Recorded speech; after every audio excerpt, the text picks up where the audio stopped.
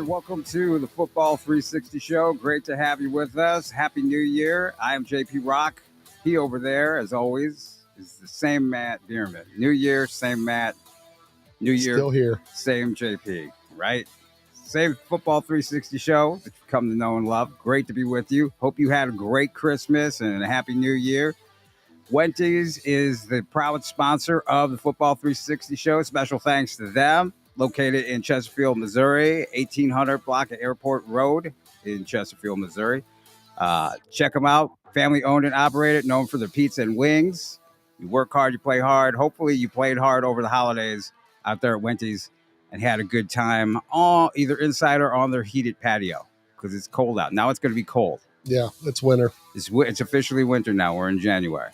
We had Halloween weather on Christmas and Christmas weather on Halloween. And now we're just in full-blown winter because it is Missouri. Always fun, and that's why my sinuses are the way they are. I was going to say, man, perpetually. Me too. It's so funny because I feel like I've been sick like all fall, or just it's just not sick necessarily, but sinus stuff and allergies. Change of the weather it gets you every time. Changing the weather, and that's what everybody says. And so the faucet, and the nose. Yeah. So we're not sniffling because we're crying about anything because everything's good. Everything's good. You had real good. We had a great holidays. Great holidays. Got to watch more than my fair share of football and some very entertaining games and including yesterday was awesome. It has been entertaining. Going to talk all about that. Mizzou, good win. I don't know. I'd call it a big win, but it's a good win. It was supposed to be a win. Right now, with football winding down, we get the national championship next week, college-wise, pro football, of course. Super Bowl is going to be coming up next month. Isn't that crazy to say? I know. It went by so fast. And so right now is the off season for high school guys and some college guys. And so you want to be focusing on that. I'm sure we're going to talk about that stuff coming up.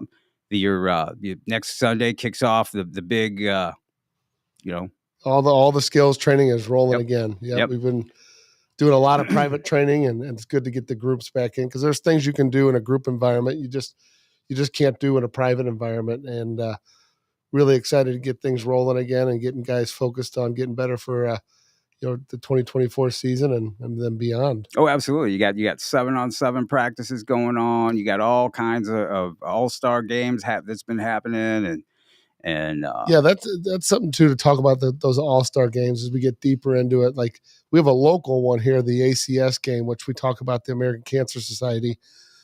Great exhibition. I believe they have a really good shrine game over in Kansas.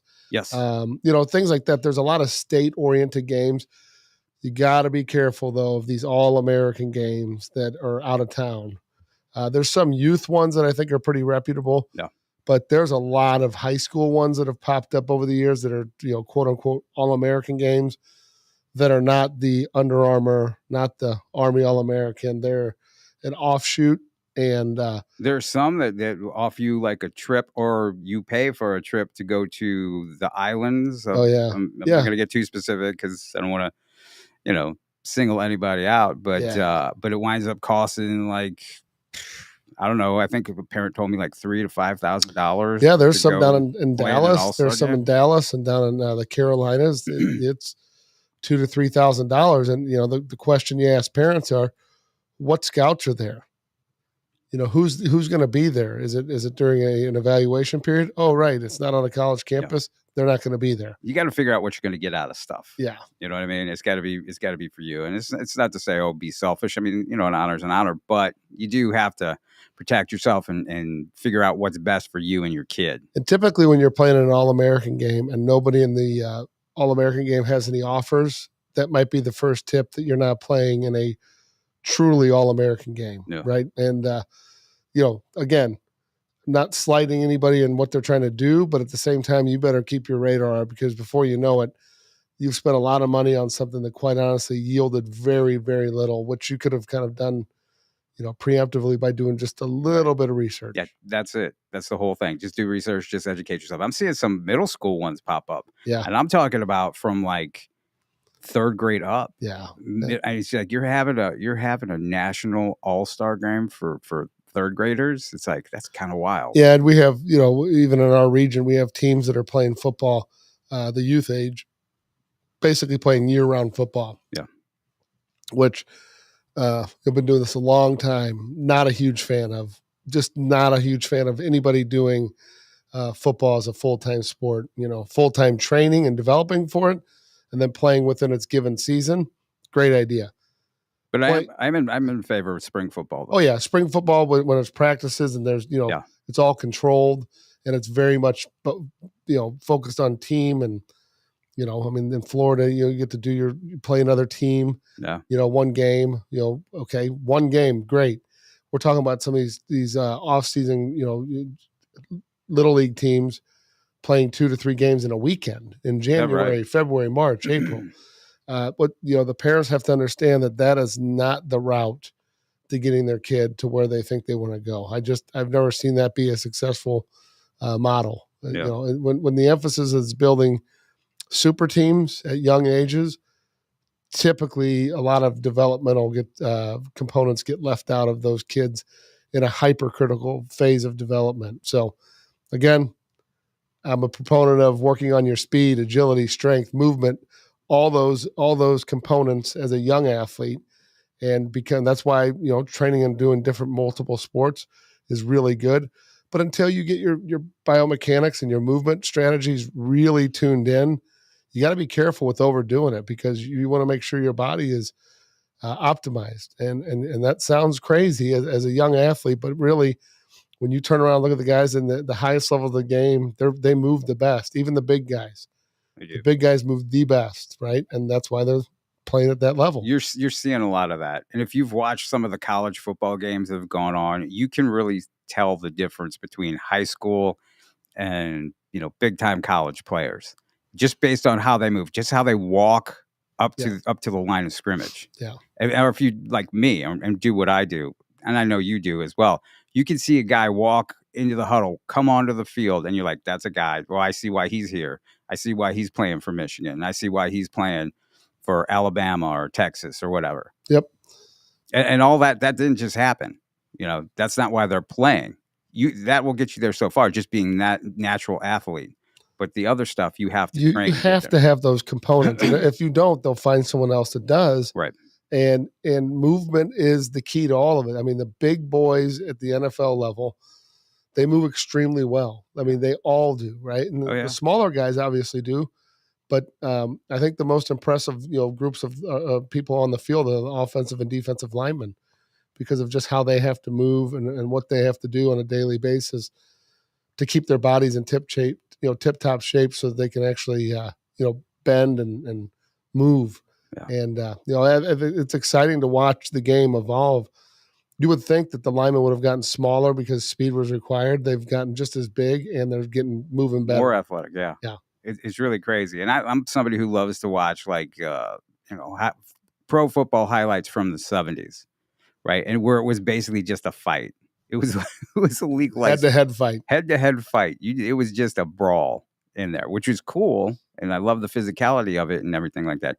But now you have these guys who are like not twice the size, but say your average lineman back then was 6'3", 250 was a good size guy, 260. Now you've got a 6'8", 320-pound, 30-pound guy who moves better than that guy from back in the day. Well, so St. Louis is to blame, right? Is that right? For pretty much everything, but what? St. Louis is the birthplace of the forward pass. Is that right? That was the very first pass was thrown. St. Louis University was the very first forward pass thrown in a game. I've heard that. Believe it or not, they did play football back then. Yep, they did. And another fun fact is actually they did a really good job apparently of kind of trying to get that that style of play moved in to the culture, but it took a couple years after that for it to really start to take hold. But yeah, the very first forward pass was thrown in St. Louis at St. Louis University. Some trivia out there. You played trivia over the flag, and I also read flag football actually originated in St. Louis. Oh, that's oddly enough. I didn't know. Yeah. Two pretty interesting facts about St. Louis and football that, again, St. Louis University would be really nice to have a football team. Wouldn't that be nice? They got rid of it years ago. St. Louis University would be nice to have a football team, and it'd be nice if there was a junior college. Yes. For football here. Good friend of mine who was on that the last chance U. He was a coach, and he literally had talks with St. Louis Community College about it, trying to get involved. And I remember that. Jeff Sims is his name, and he was really looking to move back to St. Louis. He's a Pattonville grad. He's kind of coached all over the place, and there have been several guys who've tried that with St. Louis Community College to try to get that done, but it just ain't happening. Yeah, so it's one of those tough things. I'm not quite sure what the drawback is, other than the fact that it probably costs too much money. Right? Yeah, it's what everything comes down to. It costs too much money. It would work, and now junior college football has changed completely with the transfer portal, with how everything works, which is a shame because there's a lot of guys who are missing out on opportunities that the JUCO route would be really helpful. Yeah, you beat me to it. I think that is the truth. Like 5 years ago, that was the path to take if you were a dude that just grade wise or program, or a bad fit, something happened, and then you go to JUCO. You're there a year two, and then you're in and out, right? And then you're on to the next. Then those college coaches recruited the heck out of those locations, right? So what I think is going to be interesting is, recruiting at the JUCO level was very open by the 4-year colleges. Now, technically, those D1 FBS schools cannot go to a D2 school to scout guys at practice, right? That would be a real problem. Yeah. But clearly it's happening. Clearly. Right? Yeah. And so as you start to look at all of this and how it's evolved, there's probably going to be a system that of evaluators that are kicking out a grading system that the colleges are going to be purchasing to figure out who's next in their target. Oh, yeah. Which again, as we've talked about, part of the NIL deal, the major rules is that the schools cannot pay for play, and they're not supposed to be recruiting, transfers, if you will, right? Yeah. Well, we know that's happening, right? So but 80% of all that money comes through the collectives, right? So which are, these loose knit businesses, if you will, of a consortium of people that want to spend money on a particular university. And those guys are spending money to acquire talent, right? And the college coaches are supposed to stay out of it. But what stops the collective from going in? They're a private entity, right? They don't represent the university. The university cannot be giving them money, and there's no tie between them. So what stops the collective from Idaho from going down to University of Montana, which is an FCS, or whatever it might be, or Wyoming, whoever in that neck of the woods, and poaching guys? I don't know. Yeah, nothing, right? Nothing. And it's going to happen. What's interesting is that in watching so much college football, the playoff football, the bowl games, that's one of the things that's been talked about a lot, and including college coaches who say, college football semi-pro ball now. They're just admitting it. It's semi-pro ball. So you're going to have a lot of stuff happen. You're going to have a lot of stuff go on. And so fans need to get used to the idea. You're going to have a guy for maybe a year, this is going to happen or that's going to happen. It's really changing. And the biggest change is going to be for the fans and how fans deal with it. I mean, you look at the bowl games. There's a lot of these bowl games that were just uninteresting or more competitive, or some teams didn't show up. Some teams have problems. Some guys, just bolted. Ohio State is a perfect example. You know, I mean, their quarterback transferred to Syracuse, didn't play in the bowl game. That tells me something's going on there. That you're going to miss out on the bowl game. I mean, you could always go to Syracuse, right? Why are you bolting and going to Syracuse now? Right now, and so I get Marvin Harrison, going, for the draft, and I'm out. That makes a big difference. Right. Which that's always happened, right? With the big name guys minus the national championship runs, that always happened. Yeah. Which, Bo Nix, interestingly, I mean, it was good to see him stay and play. Yeah. And look, he played a heck of a game. Heck of a game. Unbelievable game. Of course, it was a mismatch. Yeah. Liberty's just not on that level. But still, you don't want to take anything away from anybody, just like with the Mizzou game. you hate to take away. You hate to say, okay, well, Marvin Harrison wasn't there. McCord transferred out. Yeah. These 10 guys transferred out. Now when you start saying, okay, now the backup guy Brown, he's out. You're on your third string quarterback. Yeah. It was just a well too is the tough thing is too. I think these NIL, and it's going to get really hairy because the collectives are paying these guys to play for a particular school. Let's cut to the chase. Without question. In those contracts, I'm sure there's going to be stipulations at some point about services rendered, right? A kid's hurt, that's one thing. If we're paying you $1 million to play per year and you decide to sit out in the Orange Bowl or sit out because it's not a top 4 game. Yeah. It's New Year's 6, but it's not a championship game. Or next year, pay them money. Yeah, next year you're not in the playoffs. Your team does not make the playoffs, but still, Illinois paid you $1 million to be there, but you're not going to play in the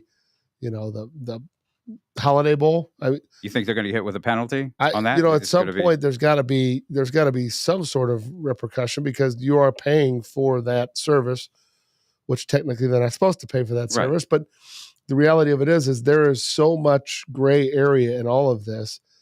And a lot of the kids, like we've talked about, have not really read the writing and, their contracts. And, you have kids complaining that they're not getting paid what they said they were going to get paid. And, I would argue a lot of times they probably are getting paid exactly what they were getting paid. They just didn't read the fine print, right? Mm-hmm. So I think it's going to be a really interesting time over the next number of years.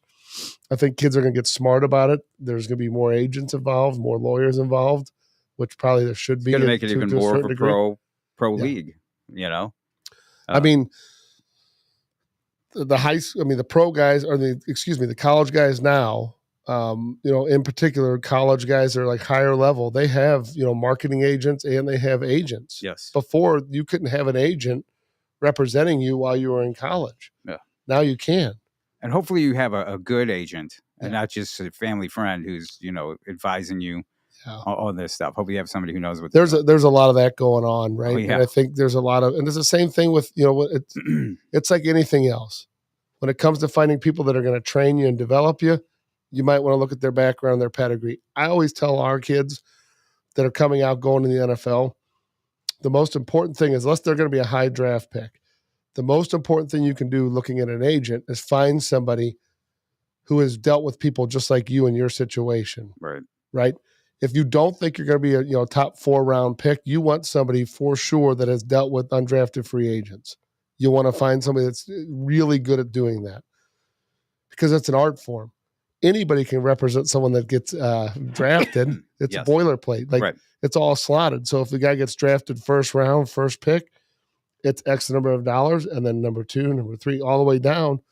It's all slotted. It's all boilerplate. Everything's there, the wording, all that. Every single contract gets overread by the NFLPA. Like it's not rocket science. They've done it before, and it's happened over and over and over. It's that second contract where you really need someone to negotiate and it can help you get your worth. But really, the drafted guys kind of slot in, get their money. Undrafted guys, that's where your agent makes a huge difference, right? Because they're making phone calls and getting you into camps or one-day workouts, things like that can ultimately, help you get your contract and get in camp. Yeah. So speaking of people entering the NFL draft, I saw where Mekhi Wingo just announced that he's entering. He's leaving LSU and entering the draft. Interesting. I mean, I think he's a guy that's definitely a high stock riser. Mm-hmm. Had a lot of emphasis coming in on him this year. Guy you're very familiar with. Yeah, I mean, he's a guy that's trained at our facility quite often for many years, and he's more that Aaron Donald type guy. Yeah. So for his sake, hopefully he tests extremely well combine wise. Yeah. Which I think will definitely help him with his size and start to really give him get a better bead on what he's trying to do. Yeah. He's a guy who I've always who's always played above the measurables. 100%. You know what I mean? He's not a guy who and that was going all the way back to when he was like a 8th grader coming into elite or freshman year in that. He always didn't look the part. There were bigger guys, there were guys who looked better, getting off the bus and everything, but he's productive. And he was productive then. He was a smaller guy, but he was productive. He was beating guys who were, juniors or seniors. Yep. Just based because he's a football player and he's a player and he's that guy. Yep, most definitely. He gets after it. So let's step back, I guess, and take a look at the Mizzou game. You thought you might go down there? I did not go. I stayed at home and watched it on the big screen. Yeah, I'm glad I did. It was really good. Yeah. I think it was exactly who they needed to beat, right? They needed to show up and play that game and get to the point where they were really the team that they were all year. And they were. They really they did not look great the first 3 quarters. Right. But when they turned it on finally and learned how to do a little bit of pass protection and figure out what was going on, they certainly got better. Right. Yeah, I mean, it was, it was a boring game. Let's be honest. It wasn't super exciting. Like you said, for those first 3 quarters, and they did just enough what they needed to do to win. Yeah, and that is kind of what they were all year. They won the games they were supposed to win, and they were supposed to win this game. I don't know who thought that Ohio State was going to come in and be a favorite in this game with all the stuff going on. Yeah, the betting line certainly bounced up and down on it. Yeah, I don't know. I think at the end of the day, like the comparison though is Ohio State has all these 5 stars and 4 stars. Yeah, that don't. And what do we have, right? Well, we have a team that's a pretty darn good team. I was talking to someone earlier today, and that might sound a little crazy. I think Mizzou would have given Michigan all they could handle. I don't. I think you're seeing. We'll finish talking Mizzou, but I think you're seeing them picking it right. Who the top 4 teams were. Yeah. Well, I would argue Alabama probably not, only because they sputtered against Auburn, which obviously is a rivalry game. Yeah. They did well enough against Georgia, obviously, to win. I think Georgia, of those, was probably the better, more sound team, top to bottom. I watched Alabama numerous times this year sputter, and they damn near lost to Arkansas. Yeah, Arkansas is a bad football team, but right? You know what? If you're the better team, you're supposed to win, and you better win. And so I have no sympathy for Georgia. Right? Yeah, that's true. You get the one. You get the one loss, but you also, the problem is that you get the one loss syndrome. Yeah. When you lose early, it's forgiven. When you lose late, it's not. Right. Is that really fair? Yeah. A loss is a loss. It is, but you better peak at the right time. Right. But I watching that game, I think Mizzou would match extremely well with Michigan. Yeah. I think Mizzou would do really well against their run game. I think because of the speed of their defensive line. Yeah, I think Michigan is just really hot right now. And I'm very impressed with the offense that they ran against Alabama. And I was really impressed with the speed that they showed against Alabama. Because I know Alabama, again, here's another team that's got a bunch of 5 stars. Actually, probably more 5 stars than anybody. Yeah. Not that matters, but, they got a bunch of guys who are usually they usually stock the NFL. They were out of position. Act like they'd never seen anything like that. That was really rough to watch. It was schematically. It really was. But also at the same time, very impressed with the schemes, the offensive schemes that Michigan came up with, how they were able to utilize their guys and just kind of hide them and then boom, dart them out there. I mean, I'm sure you were probably pretty impressed with the offense that yeah, Michigan but then you look at, but here's the crazy part. Alabama, for all their shortcomings, for all intents and purposes, was going in at the end of that game, right, to tie it up in overtime. Saban said they call the play. They called it, Michigan called the timeout. Michigan called another play. They called the timeout because they didn't like what they saw. Then the last play, which there was a ton of talk about on the internet, like what they called. The way I viewed it was it clearly looked like some sort of read option. The snap was a little low, so he just went with it. Yeah. The inside linebacker was out leveraged immediately by the running back. The ball should have gone to the running back. Yep. Both outside receivers were blocked, and then it's just, hey, see who can make a play. You got 6 yards to get in the end zone. Yeah. But I saw a lot of people hyper focused on it. It looked like a read back, follow his guard to the left. The backside tackle. Why he took a deep set, I have no idea. He took a deep set and got blown back into him, and he tripped over off of the offensive tackle. Yeah. Which is, again, you look at that and you say, how does that happen to a guy that was probably one of the top level recruits? I don't even know who the right tackle is. That's not the kid from Iowa, the big. I don't know. He's the big recruit, number one recruit in the country last year. Right. But yeah, he got blown back into the running lane, which the run could have gone. Yes, potentially he could have kept it and gone in, but there was a lot of just what ifs. And the problem is you have to execute, and low snaps, high snaps, they're going to happen. And the center did certainly play a role, which I will tell you, watching Mizzou, that was part of their missed timing. If you notice, there was a lot of issues with the snaps in that game. Not that they were high or low. The offensive line was definitely not on cue with those snaps, because he was snapping the ball, and it almost like they were delayed. And I think there was some issues. And if you go back throughout the season, 5 to 10 times, 15 times, Cook was looking the other way and the ball got snapped on him, right? And that's just a miscue. That's the center's problem. Right. That's not the quarterback's problem. He signals when he wants the ball. Yeah. So I'll tell you a guy who probably saw that and is kind of licking his chops is a guy named Talon Chandler, who's currently watching a broadcast, who's probably like, Yeah. And he's a that guy happens. he's a guy that can get in there and help and help make the current center better, because I'm sure he's going to push him right away. He's going to push everybody. That's your job, right? That's what he's coming in there to do. Oh yeah. Yeah. And he's super motivated. And but you're right. But could the quarterback, in your opinion, have made a different read? It was Bam Bam, right? He should, in my opinion, he should have caught. Now, tough thing. Yeah. Okay, he's a left-handed quarterback.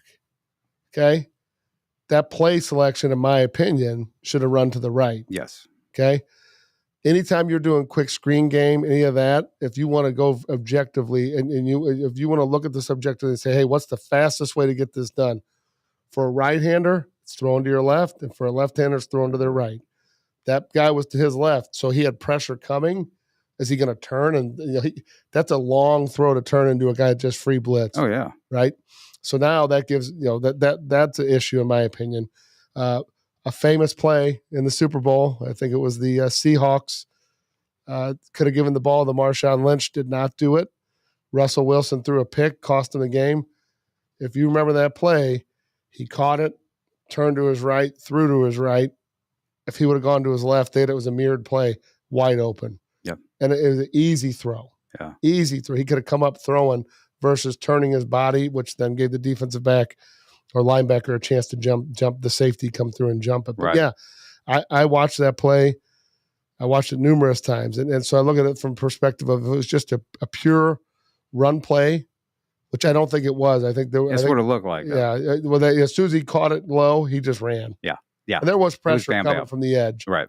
Which, again, if you know you have to throw to your left and you're left-handed, that takes too much time. Your brain knows how much time you have to get that ball off.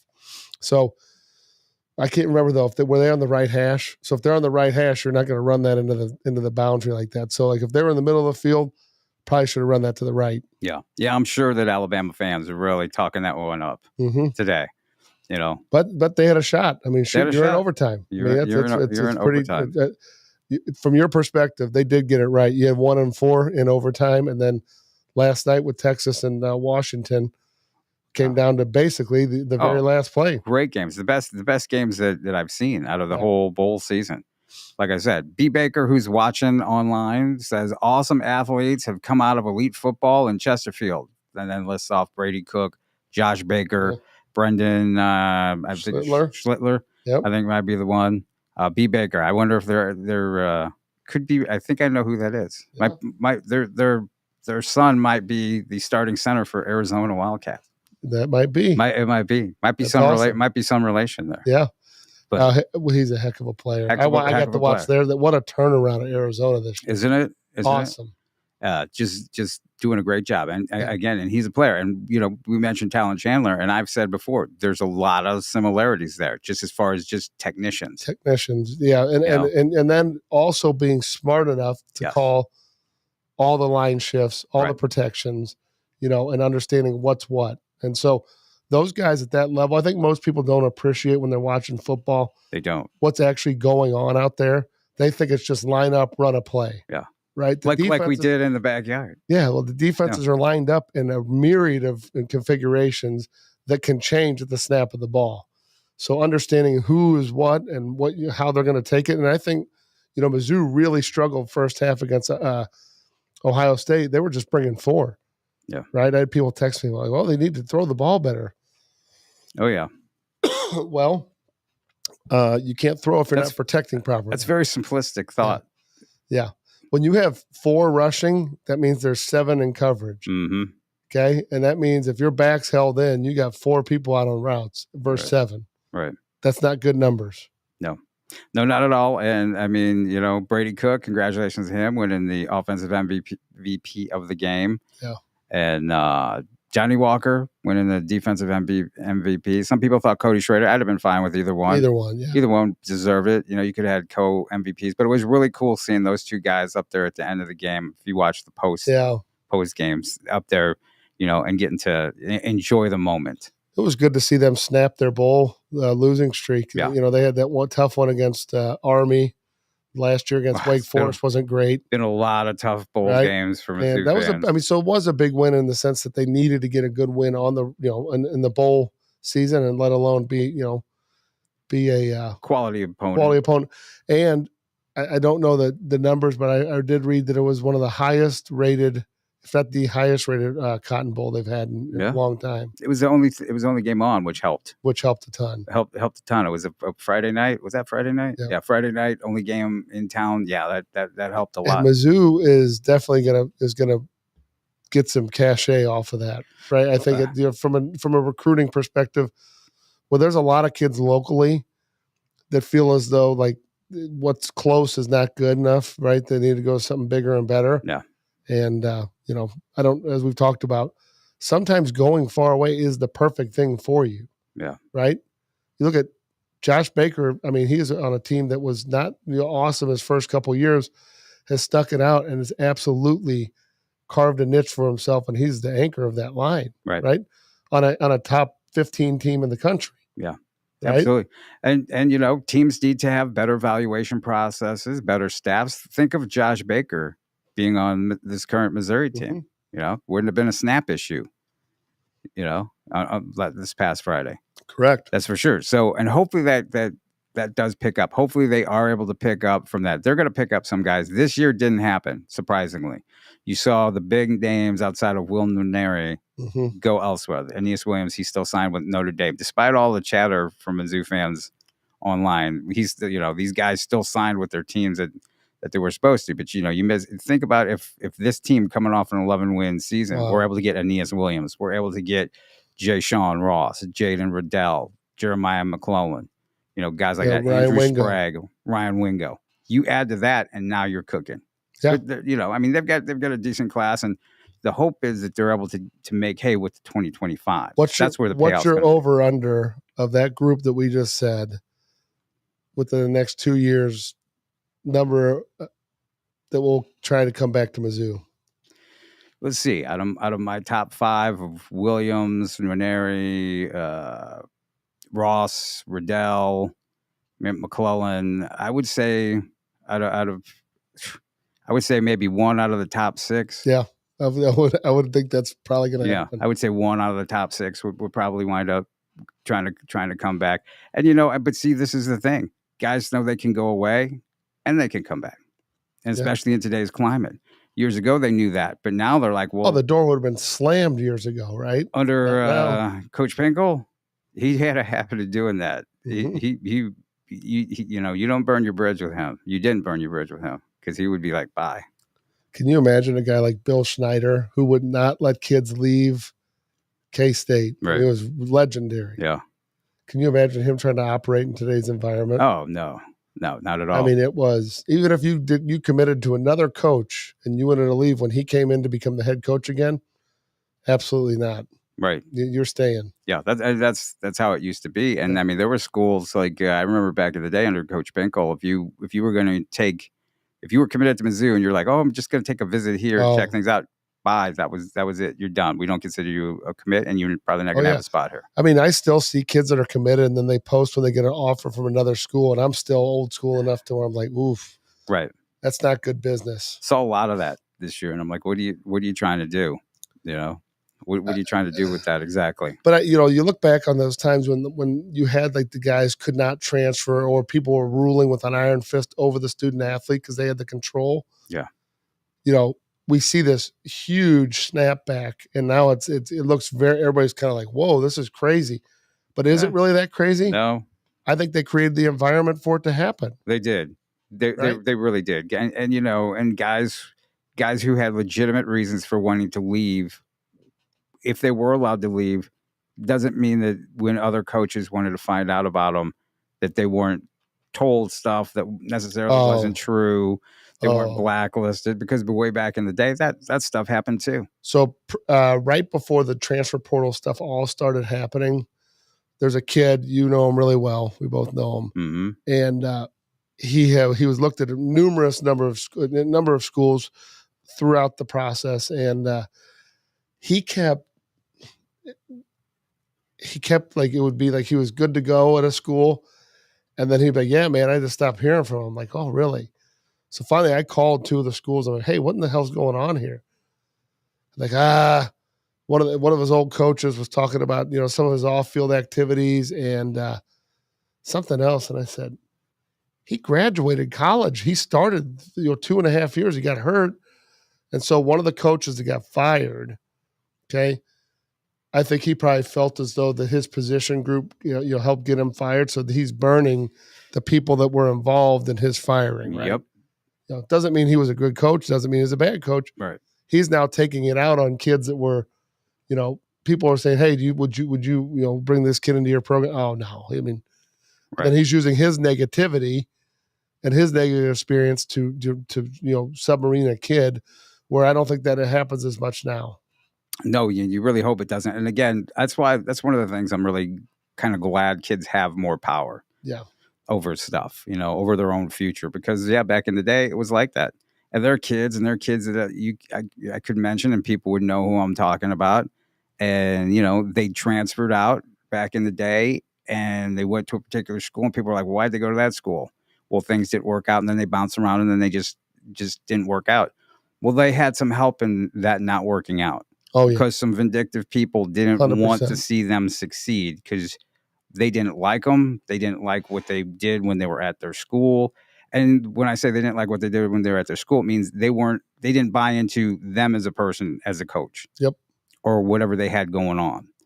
And so, I mean, that kind of stuff, hopefully it's stopped. It seems like it's stopped, and kids have more power, and they have more freedom to move on. So story, I won't say the school.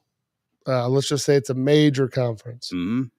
A guy I know coaches in the at one of these schools, large school. Yeah.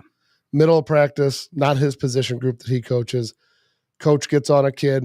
He's a linebacker, yells and screams, gets on him. Kid takes his helmet off, walks into the locker room. He's done. Okay. He got yelled at for whatever reason, whatever he did. Yeah. He's getting coached. Yeah. He didn't like it. That was beginning of the week. They're talking to him about, his charting his path to get him back onto the team and, right. Activities. And he says to them, oh, that's all right. I'm already going to another school a little further south from where they were located. And I signed for my new house on Friday. I'm closing on my new house on Friday. Ooh. Okay. This kid was a 5-star kid. Yeah. He went, and he got into the, portal, I guess. It was right at the end of the season. He knew he was going to leave. Didn't want to hear anybody's stuff. Didn't do his bowl game prep. Ended up leaving, and there he is. Yeah. He's got a new house. Yeah. Living further south. Yeah. And playing in the same conference, and they play each other. Right. And that's just crazy. Go back to the Bill Snyder. You can't coach like you used to coach. Oh, heck no. And you see it. You see it even in high school, where you see coaches have to be very careful. Which is sad, because who benefits from not getting coached hard, right? Right. Because if we're raising a bunch of guys that don't want to be coached hard and don't want to, I mean, what at what level will the game regress, right? Because it's not going to get better if you're not getting coached and held accountable. Yeah. Right. And I think that's where guys like Nick Saban still hold the place, because he has his way that he does it, and he's a proven leader and a winner. And certain guys don't like it. I saw one of their big D linemen, after their bowl game, immediately said he's going to the NFL. Right. And part of his conversation to the reporter was, "Oh, I didn't have as many sacks as because sometimes I'm not rushing the passer because I'm not, Mm-hmm. Well, yeah, sometimes the scheme requires you not to rush the passer, right? Still a team sport. Right. So at some point you have to play your position. And I got news for him. When he gets to the NFL, they'll have the same requirements of their defense too, right? Mm-hmm. So at some point you got to just understand the guys watching the film know what you're doing. It's not all about stats. If you're leaving where you're supposed to be, trying to get a sack, and they gash the defense, that's your fault. Yeah. Right. So I think there's just so many moving parts to this stuff that kids might not understand the reality of it. Right. And they all think they're probably better than what they are. Everybody needs to be coached. Everybody needs to, to do what's required of them. Yeah. Getting yelled at is not the worst thing in the world. I was, it's the same thing as when a coach stops yelling at you, you're in trouble. Yeah.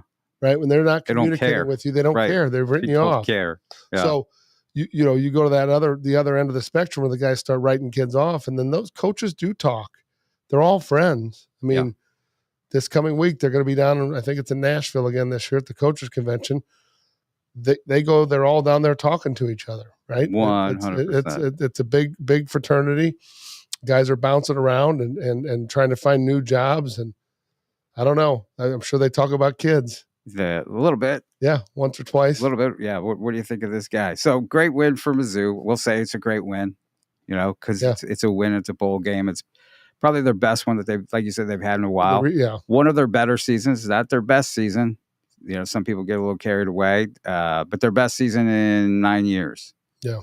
They won 11 games last time in 2014, and they were 12-2 in 2013. That a lot of people forget about. And 2000, they were in 13 and 14. They won the SEC East, which they're not going to be able to do going forward in the future. So that's something. And who was the quarterback of that 12-2 team? Was that Franklin? James Franklin. Yeah. Who we've discussed. Yeah. That was a heck of a run for Mizzou, and that was the tail end of it dropped off. It dropped off in 2014, I think it was when the bottom kind of started to drop off. Yeah. But Josh Henson was the offensive coordinator who I thought did a great job. Where's he at now? I haven't talked to him in a while. I lost track of him at A&M, so I don't know where. Good coach. Really good coach, good guy. So yeah, hopefully he's out there still doing his thing, because he's really asset to the game of football. But just a great season. And I got to tell you what, I was looking at the roster of that, and Mizzou actually has better players, not to offend anybody, overall better athletes than what they were doing when they were winning the SEC East 2 times in a year. And if you go through there and name off some names, you're like, oh, wow. This guy at this position, these guys at the linebackers. Well, how are they winning with those linebackers? You know what I mean? Yeah. And so the guys that they have currently, some were going to go to the NFL and play in the NFL. That wasn't happening back then. No, it's they've definitely got a higher caliber athlete. Yes. Right. But now that with that next year is going to be more expectations. Expectations rising. They're losing a couple of guys. I see a couple of their guys just their cornerback, Ennis, announced for the NFL draft, and Darius Robinson, who was huge, is going to be tough. He'll be greatly missed. He'll be great. Cody Schrader's going to be tough to replace. Cody Schrader's going to be tough to replace. I know they got at least one transfer coming. I think they might get another one running back. Jamal Roberts is going to be really good in time. Wouldn't be surprised to see him, jump up and get some serious yards next year. Tell you what, though, if not pointing any single kid out, but there's a lot of kids that just get swallowed up by these programs. Yeah. That go into Mizzou, or, they could go into Kansas or Illinois or Iowa, and you never hear of them again. Yeah. Mizzou's not there yet. Right. I think it'll be a bit. It'd be nice. Yeah. It'd be nice to see, but I think if, you're going to go there, you have an opportunity. Oh yeah. If you're doing what you have an opportunity, if they recruited you the right way and they did all their homework on you and they really checked off because there's still guys that they've missed on that are on the roster clearly. Oh yeah, they've struggled at a couple key positions. I mean, realistically, they've struggled at tight end until Norfleet. Yeah, they struggled at running back till they got a walk on named Cody Schrader. Yeah, I mean they've struggled. They have without missed. question. But yeah, and it's going to be interesting to see what happens at quarterback. You have Brady Cook. He's there for another year.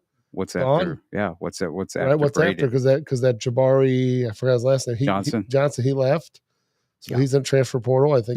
No disrespect to him, but I mean, I know some fans were high on him, but he never struck me as a guy who's going to come on and take the SEC program over and be the guy. Yeah, I mean, there are a bunch of guys who they've had come through like that. Some local guys, and it's like, nah, he's never going to be the guy. Saw Jake Garcia is going to be transferring. Shock. Go to his third or fourth school. There are guys like that you're seeing that they're on their like third or fourth school that they're transferring for. And it's like, that's just bad decision making on their part. Yeah. I don't know why he came to Mizzou to begin with. He probably was sold. Well, he was sold that he could be the guy. He was sold that, Mr. Cook had some vulnerabilities there, which wasn't the case. And it's somebody he was hurt, right? And that's it. Oh, you're going to get all the reps in the spring. Okay. Yeah. And I mean, looking back and covering Mizzou for so many years as I did, as soon as Brady Cook signed, I'm like, he's the best quarterback that Mizzou's going to have as soon as he steps on campus. Yep. And that's bared out. It has. And the kid's a warrior. I mean, kid's a warrior. Players love him. He took some big shots in that game. I mean, like big. Yeah. And he got up and he competed. I mean, you can tell he's kind of shaking his shoulders out after. I mean, he took one shot on the sideline. That's like he actually played better after that. I know. So I mean, it'd be great when he comes on the show, Brady.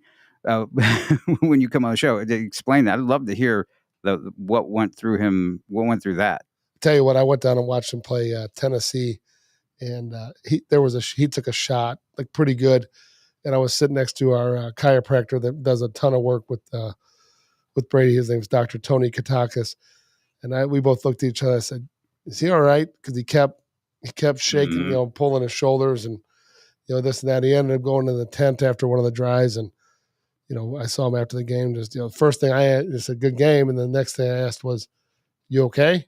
Because, I mean, you can tell something's going on. Now, I think the average fan is really fixated on, are we going to get the first down? Are we going to, are we winning? Or, they don't want anything to get in the way of, the execution of a win. Right. But the reality of it is, you're sitting there, you watch, I mean, just body movements and just how someone's walking around the field in between plays. Like, I like to watch that stuff. And in particular with quarterbacks, you got to just, be hyper cognizant of what their body language is. Because sometimes, I mean, they're the only guys that get hit and then have to throw the very next play. Right. So yeah, he was definitely, he was feeling it. He looked at me after, he's like, oh, I'll let you know later tonight when everything wears off. He's like, I'm banged up, right? Because that's what happens, right? You're physically in a good position when the season starts. Yeah. And after that, it's a war of attrition. Exactly. And I think people hopefully appreciate what they go through and playing through the discomfort or just pain, just outright pain, and still, putting the pads on and going through it and playing at a high level. I mean, that's a warrior. It's difficult that I think your average fan doesn't necessarily. That's what I think. That's understand. why I think it's a good thing they're getting paid. Yeah. Because 100%. Some of these guys' careers are probably going to end in college, right? Statistically, the vast majority of them will end in college. They're playing the game at an extremely high level. Is it the NFL level? No. But it's pretty darn close as far as like what the strains on the body, and maybe even worse because some of the protocols that the NFL has have not gone all the way down to college. So I do think these guys are earning it. I don't think there's any handouts. Yeah, there are guys that they miss on to get paid that they probably should never have paid. Right. But there's a lot of guys that are, getting their scholarship plus some, and I think they're certainly earning it. And right. I don't feel bad. As an older player and someone that's coached a lot of guys, I don't think anybody's upset that they're finally now getting paid. I think they shouldn't be. They shouldn't be. No, not at all. Now, you don't want it to become just this hired gun football league where guys are jumping ship team to team every year for the highest bidder. Right. So they need to reel that in just a little bit. I did see where there's a couple of scenarios where teams won that were mid-level teams, and they're looking at package deals for the quarterback and the receiver to come. I mean, it's the tampering is going to have to get figured out. But the reality of it is, though, how do you control a company, a collective, that is not part of a university? By the rule, they made them independent of them. Right. So how do you control that? Well, you're going to have to change your rules. Either that, or you're going to have to make it an in-season transfer rule where midway through the season you can reevaluate. You like what you're doing on your team, where your team's going, and somebody want to make a bid for me, and then you jump shit mid-season. If we want to go, let's just go all out and just like be like free agent, like free agency, mid-season free agency, but almost like a trade in the mid-season. What do we need? What do we need so we can make a run in the playoffs? Right. Well, because basically we just witnessed the end of the bowl era. Right? Yeah. Those are all those bowls. It's going to be really interesting to see how they navigate that next year. Right. I think they should do a 2-tier deal. Basically, the top tier 1 championship and a tier 2 championship. I agree. That'd be awesome. Yep. It would be more intriguing for the fans. Yeah. And then those lower level bowl games still get to have their bowl games, right? I don't know how you navigate all the money and all that stuff, but it's certainly going to be intriguing to watch all that happen. Well, let me ask you this. Do you enjoy watching the 6-6 games? Unless we have a kid that's playing in it. Right. I mean, I will tell you. I mean, I love football, so I'll watch pretty much, I will tell you, though, it's pretty cool. Like, there's, for the vast majority of the games that we turn on in the bowl season, we have a kid that we've trained that's playing in the game, right? Right. Which is pretty cool, right? And you get to watch those guys, and I love to get to see their style of play and their team and all that fun stuff. But you're right. Some of those games are pretty tough to watch. Man, they can be pretty tough. And at the same time, like we said, the national championship bowl games, they were really good. So in the last bit of time that we have here, go ahead and just kind of like, give a shout out to yourself and what's going on starting Sunday. Yeah. Hey, this Sunday we will start our in-season skills training, off-season skills training, which is Sundays. They'll run all the way through October, pretty much every single Sunday minus 1 or 2 holidays. And we have youth times from 11 to 12:20 p.m. We have middle school times from 2 to 3:20 p.m. And then the high school groups go 12:30 to 1:50 p.m. and 3:30 to 4:50 p.m. Those are the first time you come in. It's a free trial just to test it out if you've never been in before. Everything's broken down by position. It's a great way to get in there and test yourself, see where you're at, but more importantly, spend time on learning skill sets that you need to learn that are going to help you become a better football player. Your goal in the offseason is to gain as much skill and aptitude in those skills so that when you go back to your team, you're able to adapt to the system that they want you to learn. It's also good to have different people teaching you things, right? Yeah. It's good to learn how to learn from others, right? It's also really good to understand that some things can be done different ways, right? And then you're going to have to adapt with whatever your team wants you to do. But most of the skills that we're going to work on are not system dependent.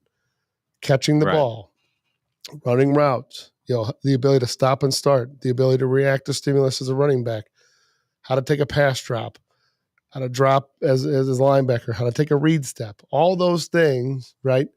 How to club and rip, things like that are just tried and true across the game of football. We don't get into scheme. That's not our goal. We're going to teach how to pass set. We have offensive line coaches to teach how to pass it, do all the little things that you can then do. And I can tell you all those skill sets are the exact same things they want to see when you're at a college evaluation camp or a combine. Yeah. And it's really, this is where you're made as a player. Starting right now and at Elite, that's where you're made as a player. And in this offseason, you start on Sunday. By the time camps roll around, the real camps, not the winter stuff where you're running around, who knows what, teaching you what, testing you improperly. You can go right now starting Sunday and make it through. You're going to be that guy. And when you do get with your team, you're going to be that guy, and you're going to be ahead of the other guys, because I've seen it over and over again, just guys made. And if you know nothing about football, you're a guy who's just starting football.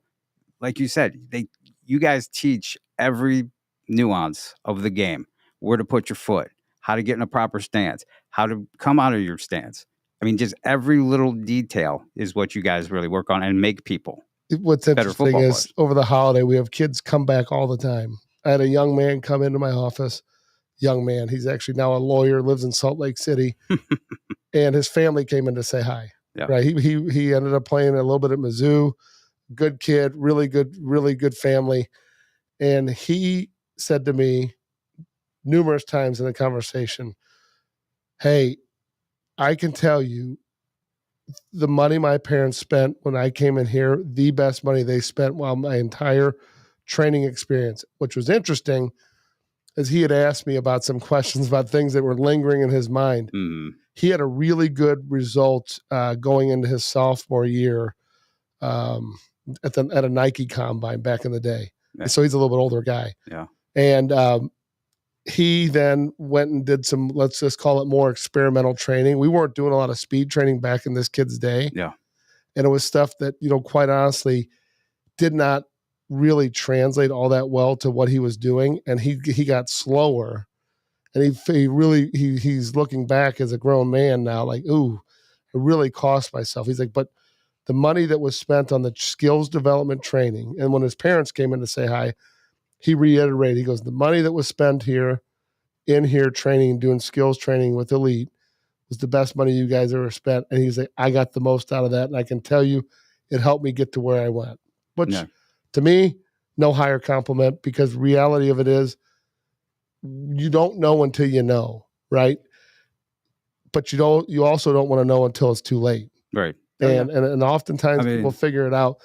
We were talking before the show, the number of times we've had kids that have come in and then they go chase the next fancy best thing, or this guy, reached out to them on Instagram and told them that he could come train with them. I always say, hey, go do what you got to do. But I promise you, when push comes to shove, you're probably not going to get what you think. And 9 times out of 10, those guys' names are on those lists that we produce every year of all the kids we trained that went on to college. There are a lot of guys out there wanting to make offers, trying to compete for guys, or wanting to have guys come over into their corner to do their camp, do their combine, do their just training. But, just do your research and find out what's what before you make any kind of commitment to it. And like I said, you see it all the time. There was a young man who, I'll mention his name, Caden Johns, right? He's a guy who I've watched because that's what I do. I actually get out there and watch guys. I watch practice. I watch games. I am actually at games. I'm not a computer scout, right? I don't sit there and look at huddles and make my evaluations. I get to know these guys. And Caden is a guy who I saw as a freshman and a sophomore, big kid. And I'm like, I don't know. I mean, I saw potential there. But he took the potential that he saw, dedicated himself, came into Elite, and he just posted the other day about the postseason honors. He made himself by utilizing what you had to offer, right? He could have come in and just messed around and, half-hearted it. I'm going to go do this here. I'm going to go do this. I'm going to do this here. Well, this coach sent me a DM because he saw what I was doing here and it's like, hey, I can, whatever. He dedicated himself, got the proper mindset, the dedication, the discipline, and went from being a guy who's like, oh, that's a big kid, man. He moves up pretty good. He has some potential, to making himself an all district, all conference, all the honors are endless. And in the process, he transformed his body. Crazy. He transformed everything about him. And that's what can be done. And the path that he's charting for himself in today's opportunity to play in college. And to his path that he's set himself in this environment, fast forward 3 years, he could be a guy coming out after he's, really fully blossomed and matured, and some other bigger school is going to go, oh yeah, we recognize that. It. And that's how it works. That was not possible 5 years ago. Right. Guys that are willing to work will always have a place to go. Exactly. Guys that are the pretenders, you're not always going to have a place to go, because guess what? There's somebody that's going to come and take your spot, and they have no problem with bouncing guys out of school now. No, not at all. They used to keep them around a little bit more. Kind of forced to. Now, it goes both ways. They will bounce you out of there faster. You know what happened if you're not doing what you're supposed to do. And if they find someone that's going to work harder and subscribe to their deal, guess what? Because most guys, they know in the back of their head, they know the guys that they can't coach hard that are going to want to leave. They also know the guys that are program guys that they want to bring in that they can build on. Those guys are worth their weight in gold now. Before they weren't. Now they are. Without question. And so in some ways, there's less opportunities through recruiting coming out of high school, but in some ways, there's more opportunity. If you're a late bloomer, if you're a guy like Caden who develops himself, who I would say is a late bloomer, right? He wasn't one of these guys who had a good season as a freshman. And so one of the fan sites to say, hey, he's a 5-star. See a lot of that, and those guys never pan out. If you're a late bloomer, a guy like Caden, you're absolutely right. He could go to a Truman State or Quincy or wherever. Yeah, William Jewell, whoever, and still continue on that upward trajectory. Still buy into I'm making myself. I'm building. That's why I always say keep building. I don't say keep working. Everybody does work. Who's going to play the game? Keep building and take that, and boom, here comes an opportunity. And whoever comes calling, New Mexico State. You want to play D1, maybe SEMO, maybe Mo State. Come calling, and then he does that, and so there's more opportunity there. But you have to buy into it. You have to be that guy. He's perfect. We need to get Caden on the show. Yeah, he'd be a great guy to talk to. Yeah, pick his brain as to what made him do that, because he's a mild-mannered guy. Yeah, he is a dog. He works hard, and you can't bury him. I mean, he wants to keep going. I mean, he'd go to wrestling and then come in and train after wrestling. Yeah. Oh, it's you could make a movie out of it. Yeah. And most people do not want to do and get that uncomfortable. Look at his training films that he did, and working with Jason Curtis from Elite and the stuff that he did, and the stuff Curtis put him through, and he bought into it. You know what? He said, we want to get faster. So then he works with a speed coach, one of our coaches. Like he really bought into the process. And you know what?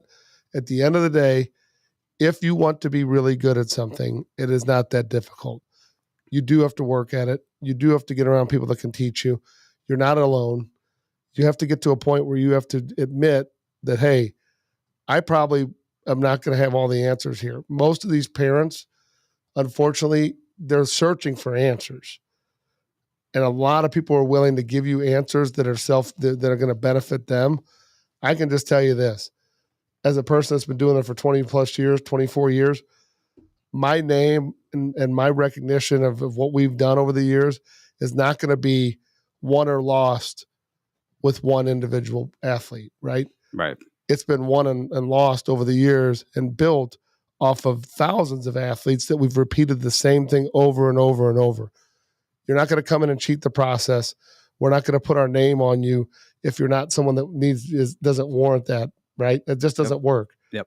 We have to know that you're going to get to school and do what you're supposed to do. And if you don't, it's a tough thing. It's a hard sell. Because I'm not going to lie and say, this guy's a really hard worker when he only shows up when it's good. Same thing with me and what I do. I'm not going to write evaluations on guys that are 5'5" and 350 pounds just because they want to show up at a camp or a combine, and just so that they can have clippings to remember themselves by from their high school days. You got to pay attention to who's doing what for you. Yeah. So anyway, that'll do it for now. We're back. New year. Same old us. Yes. Football 360 Show. You can go ahead and reach us on Instagram and Facebook at Football 360 Show. And your personal socials? Elite Football on Twitter and Elite Football Academy on Instagram. And me, in case you don't know already, JP Rock MO on X/Twitter. And JP Rock Scouts U on the gram, as the cool kids say. And we will be back next week and every week from there on out. And more, bigger, better stuff going to be coming that we'll be happy to talk with you about. See you on Sunday. I'm going to be there. I'm going to come on out to Elite, get some evaluation in. EliteFootball.net if you want to check out any of the info on that. Yep. And we'll talk to you next week. See you. Stay safe.